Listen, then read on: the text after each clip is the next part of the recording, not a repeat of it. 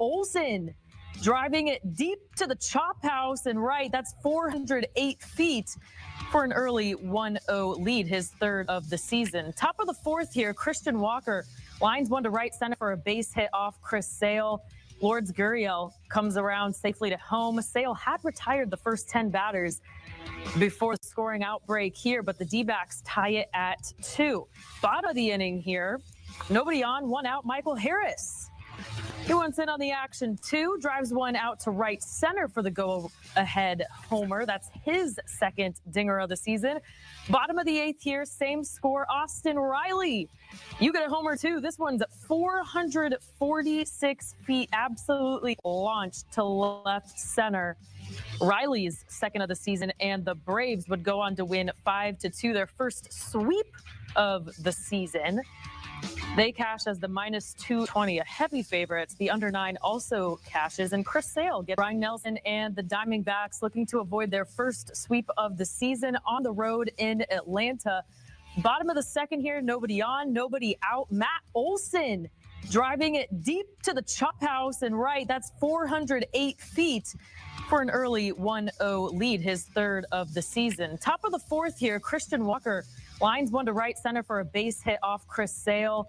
Lourdes Gurriel comes around safely to home. Sale had retired the first 10 batters before the scoring outbreak here, but the D-backs tie it at 2. Bottom of the inning here, nobody on, one out, Michael Harris. He wants in on the action, too, drives one out to right center for the go-ahead homer. That's his second dinger of the season. Bottom of the eighth here, same score, Austin Riley. You get a homer, too. This one's 446 feet, absolutely launched to left center.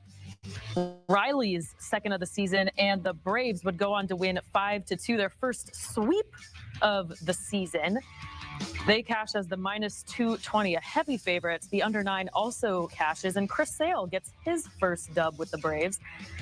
Atlanta now 6th third straight series loss to start the season, taking on the Reds in the rubber match, and they got some early offense going. Top of the first, Francisco Alvarez hits a sharp grounder to first.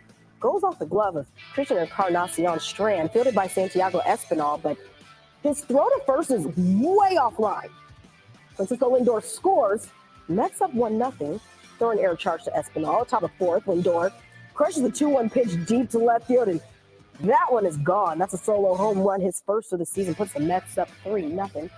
In Lindor's first 8 games, he went 1-31 at bat. On Sunday, 2-5, both hits for extra bases. Bottom of the fourth, Sean Manaea gives Bubba Thompson the ground one to third.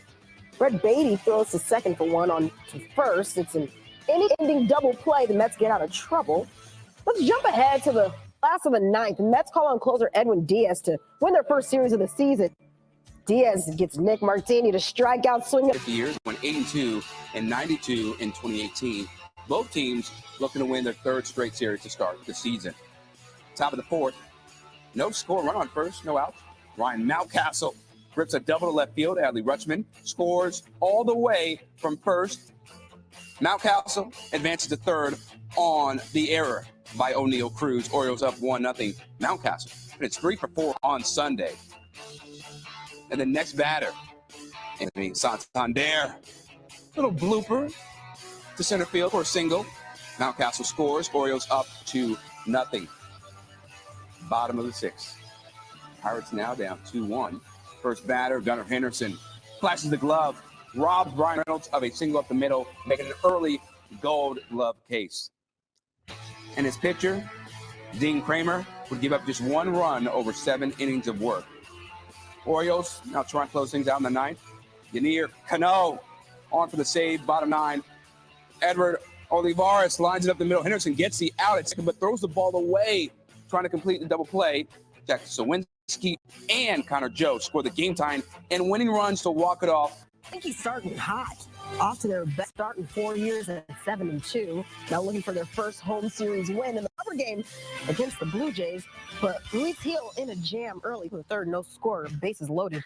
Hill throws his 4th straight ball to walk Alejandro Kirk, bringing a run. Blue Jays up 1-0, and Hill responds.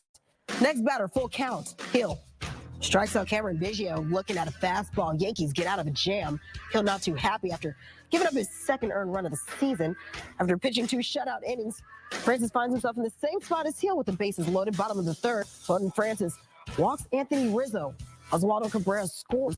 This one's tied at 1. Yankees finally get on the board, but next batter, Giancarlo Stanton crushes one deep to left field, and that, my friends, is a grand salami. Yankees up 5-1. Stanton's 12th career grand slam, including the postseason, tied for the most by an active player with Manny Machado. After allowing a run in the third, Hill finished strong in this one, top of the fourth. Hill strikes out Isaiah Kiner Falefa looking. Next batter gets Kevin Kiermaier's leading. 8 strikeouts for Hill. 4 innings pitched, 2 hits, 2 earned, and 8 strikeouts, ties a career high. Blue Jays would threaten again, though, top of the 6th. Vlad Guerrero hits a soft ground ball to Anthony Volpe. George Springer out at second. Kiner Falefa scores. Blue Jays down 5-3. Guerrero with 2 RBIs in the series, but 2 batters later, Kirk pops it up, and Austin Wells tracking and makes the catch by the Blue Jays dugout into the 6th inning. Yankees getting out of another jam without insurance. Bottom of the 8th. Cabrera lines one into shallow left. Volpe scores. Yankees up 7-3. They go on to win 8-3, starting 8-2 for the second time in the last 21 years. Tied for the best record in the majors with the Pirates.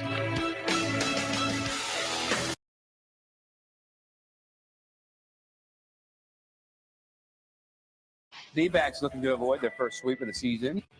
Atlanta looking for their first sweep of the season, having won 3 of the past.